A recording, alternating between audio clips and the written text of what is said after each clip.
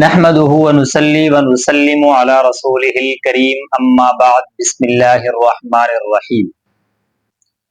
آج کل جو ہمارے بھائی کسائی ہیں ان کو کچھ باتوں کا علم نہیں ہوتا۔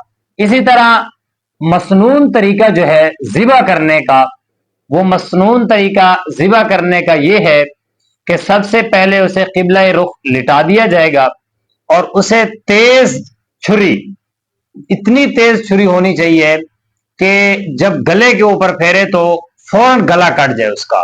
یہ نہیں ہے کہ وہ پھیرتا رہے، بار بار پھیرتا رہے تو گلا نہ کٹے، اس طرح کرنا مکروہ ہے، علماء نے لکھا ہے۔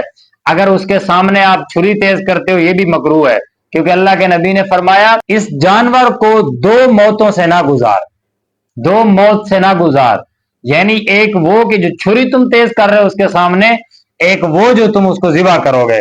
لہذا چھری ایسی جگہ پر تیز کی جائے جہاں جانور کو نظر نہ آئے، جانور کے سامنے چھری تیز نہیں کی جاتی۔ لہذا اب اس میں جو ہے جانور کو ذبح کرتے وقت جو ہم بڑی غلطی کرتے ہیں رگ کی ہوتی ہے، جو اکثر علماء بتاتے ہیں لیکن ان کو سمجھا نہیں جاتا، اس کو سمجھنے کی کوشش کریں۔ جب ہم اس کو لٹا لیتے ہیں تو ان میں سے 4 رگیں ہوتی ہیں جو کاٹنی چاہیے، صرف 4 رگیں۔ پہلی رگ وہ جس کو حلقوم کہتے ہیں، یعنی جو ہے سانس آنے والی جو رگ ہوتی ہے، جسے سانس آتا جاتا ہے، ایک وہ رگ ہوتی ہے۔ اور دوسرا جو ہے ایک نرخٹ ہوتا ہے جسے ہم نرخٹ کہتے ہیں اپنی زبان میں، ایک یہ 2 رگیں یہ ہوگی، اور 2 رگیں جو ہوتی ہیں وہ شہ رگ بولتے ہیں جس کو، اور نرخٹ کے ایک دائیں طرف ہوتی ہے ایک بائیں طرف ہوتی ہے۔ اب ان میں سے اگر 3 جو 2 پہلی ہیں اور ان جو 2 آخری ہیں، ان میں سے ایک آخر میں سے یہ 3 رگیں اب کٹ جائیں گی تو قربانی جائز ہے۔ اگر ان تینوں میں سے 2 رگیں کٹی ہیں اور 2 نہیں کٹی، جانور مر گیا اسی کے دوران، تو جانور مردار ہو گیا، اس کا کھانا علماء نے حرام لکھا ہے۔ اگر 4 رگیں کٹ جائے تو یہ بہت اچھی بات ہے، پورا سر بھی نہیں اتارنا چاہیے۔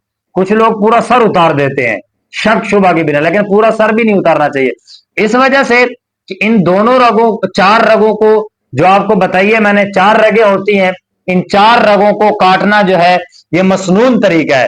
ان میں سے 2 رگیں کٹے گی تو قربانی جائز نہیں ہوگی، اگر اس دوران وہ مر گیا تو یہ مردار ہو گیا، اس کا کھانا بھی حرام علماء نے لکھا ہے۔